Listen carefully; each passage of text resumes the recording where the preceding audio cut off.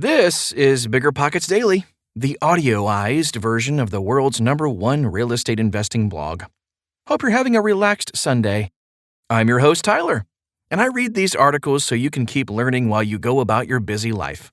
Oh, and you'll find endless content on BiggerPockets.com. Create an account today. It's free. Passive Investing: How to Have a True 4-Hour Real Estate Work Week by Jaron Barnes. You know those moments in life when you've been dead set in one direction and then all of a sudden something crazy happens that changes everything? It just happened to me. I'll spare you the nitty-gritty details, but long story short, I had a pretty big disappointment happen recently that led me to take some time off to reevaluate everything in my life and the direction of my future. Out of that personal reflection came the inspiration for this post, so I hope it serves you well. What is passive income, really? I want to start off by asking some questions. What does it mean to be a real estate investor? Does it mean you are a millionaire? Does it mean you are the owner of expensive things? Does it mean you are powerful? What does that word actually mean to you? For me, I never really thought of that word until recently. I called myself a real estate investor, but come to think of it, I haven't really done any real investing in my life yet. You see, my interest in real estate investing started out with a conversation I had with one of my best friends. He had jumped into full-time real estate about 6 months prior and insisted that in one transaction, it was possible to make over $50,000, and at that time, that was more than I could make in a year. I really hated my day job back then. I loved my employers. I just hated the actual work itself. And I had just discovered Pat Flynn over at the Smart Passive Income blog and was well-versed in the philosophy of the 4-hour work week and the power of passive income streams. I really wanted to figure out a way to be financially free so that I could pursue my heart in life. And at the time, I was depressed because I couldn't find a means to get there. Then this conversation happened, and it was as if I was struck by lightning. I got so full of hope and excitement, real estate was my way out. It was my way to my freedom and to my destiny. So I quit my day job on blind faith, leaving behind both income and benefits, believing this real estate thing was going to pan out, no matter what happened. My wife wasn't working at the time. We went from income to no income at the snap of a finger. 9 months later, as I am writing this post, I'm finally about to make my first check from real estate in about a week. Luckily, my wife found a job 3 months in. I'm living the dream, right? Not really.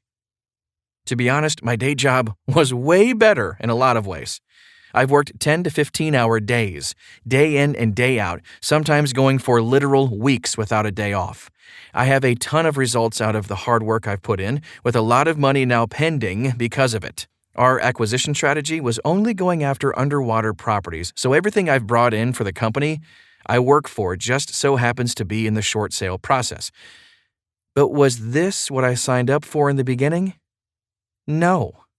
You see, what was described to me by my friend was the lifestyle and benefits of what I consider a true investor. Someone who makes money without having to do anything for it beyond the initial setup and who makes enough of it to pretty much do whatever they want.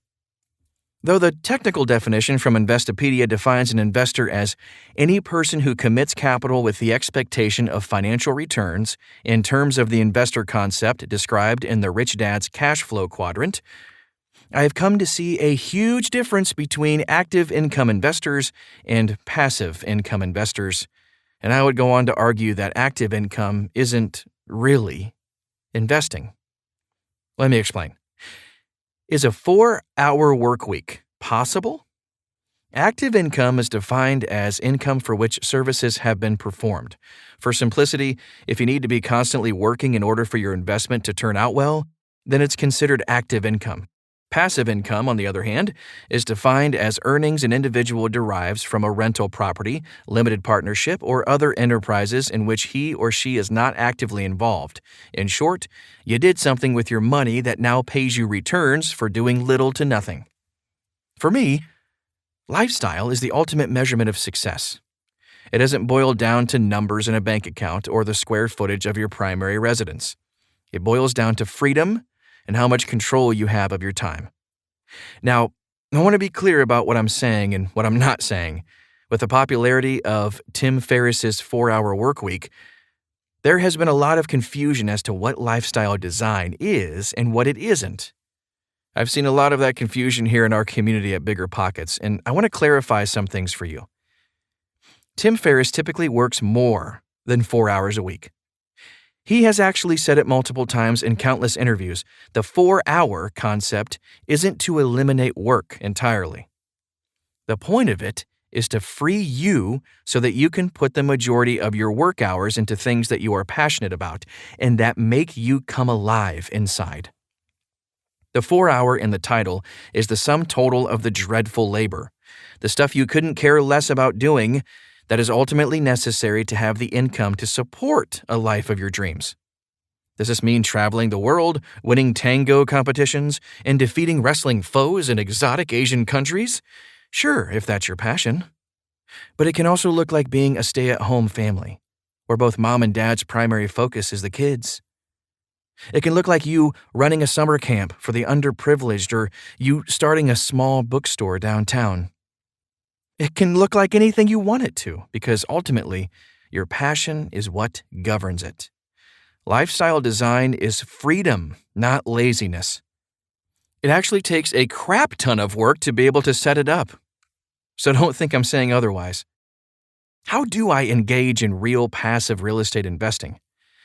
Bringing it back to real estate investing in my personal experience, if lifestyle and freedom to pursue your passion is the hallmark of success, then certain components of the real estate industry cannot be looked at as a good long-term strategies. I have categorized the components of active income investing to include the following: 1. Wholesaling. 2. Fixing and flipping. 3. Traditional buyer-seller agent or broker. 4. Developing. In every one of these sub-niches of real estate, in order to be successful in them, you have to be constantly on the move. You can't really ever let your foot off the gas pedal because if you do, both your deal flow and cash flow will stop. All of these strategies have great upsides, but in terms of lifestyle, you can pretty much throw them out the window. You have to work and work and work to make things happen. So be aware. Did you notice that the top 2 are the things most talked about by the gurus? On the other hand, real estate has some of the most incredible passive income vehicles available, and I'm going to take the time to go over them with you. 1. MultiFamily. Buy and hold investing is probably the most popular form of passive income in real estate. The concept is pretty straightforward.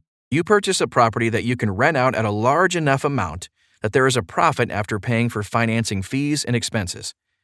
Something you can do to truly automate your buy and hold investments and completely remove yourself from the management process is to outsource the headache to a property management company. In an ideal situation, they will handle all the dirty work while you collect your check. If you go this route, make sure to really do your due diligence on the property management company you're looking to hire because they have a reputation of not really having your best interest in mind.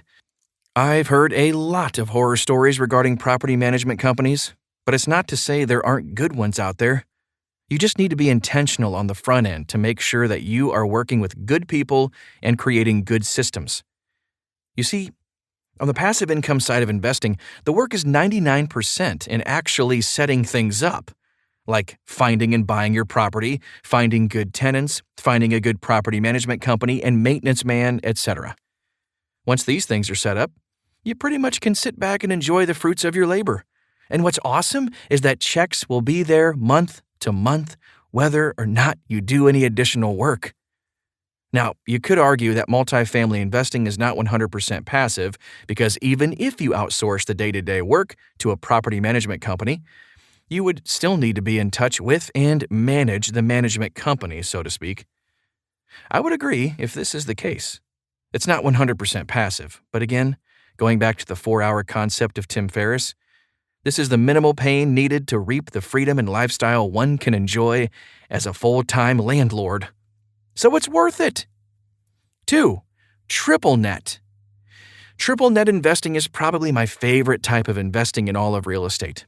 This is a true step up in automation from multifamily because instead of outsourcing everything to a property management company that you ultimately still have to manage, you actually end up outsourcing all responsibility to your tenant.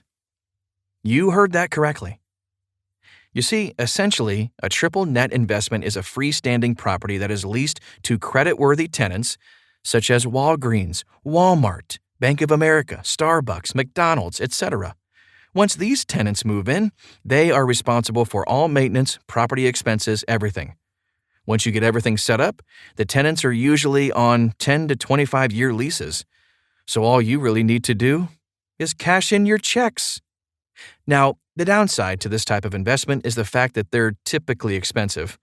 These are commercial buildings, so naturally they cost more, and because of that, you really want to be careful at purchase, or you could lose a lot of money. If you get stuck with a triple net in a terrible location, no tenant will want to lease from you, and the month-to-month vacancy cost can be pretty crazy on some of these properties. 3. Notes. Another passive income stream in real estate is owning and selling promissory notes. These are proofs of debt borrowed from one party to another. To put it simply, when you invest in notes, you actually buy the loan that the property owner owes to the bank or individual who lent him the loan. This is a great passive income stream because you essentially get to function as the bank. The principal and the interest goes to your pocket. 4. REIT investing. Though I don't know a ton about these, a real estate investment trust, REIT, is a real estate holding company that offers public shares that pretty much act like stock in a company, but instead of investing in ownership of a business, you're investing in ownership of a piece of property and/or mortgage. REITs are given some pretty cool tax advantages, and their shares can be purchased and traded straight from your computer screen. So that means your office could be a coffee shop off of Santana Row. Shout out to San Jose. Imagine that. From what I hear, there are pros and cons associated with this asset class, being that the returns are typically higher in multifamily properties and other forms of investments, but with REITs, you don't have to deal with the headache of tenants, and your cash has a lot more liquidity. 5. Tax liens. Our final asset class of passive income real estate are tax liens. The easiest way I can describe a tax lien is to compare it to the bank foreclosure process. When a borrower is behind on their mortgage payments, they begin to get severely penalized by the bank as an incentive for the borrower to get current. If the delinquency of the borrower continues to no avail, then the bank will end up selling the borrower's property at a foreclosure auction. Tax liens are a very similar process, only it's not with banks and loans, it's with the government and property taxes. And as a means to ease the tax loss, the municipalities have decided to sell the payment demand, or lien, to investors. The government gets their taxes, while the investor gets the right to collect the delinquent tax, an additional penalty charge and interest on the late payment that can go up to 12 to 36% a year, depending on your state. This is a great passive income source because after your initial research, that's all the work you have to do. And if the delinquent homeowner ends up not paying you within the set given period of time, you can actually foreclose on the property. So you win either way. Passive income through real estate summary. As you can see, these types of investment strategies are more accustomed to the lifestyle-driven investor. What came out of my life reflection is that if these types of investments are available, then obviously they are what I need to be studying for and striving for. But how do I get there? A lot of these asset classes have a higher learning curve and demand higher capital to get started. That's where a choice needs to be made, and active income investing comes into consideration. If you want to grow into the passive income supported 4-hour workweek lifestyle through real estate investing, what better place to start than with building capital and experience actually in real estate?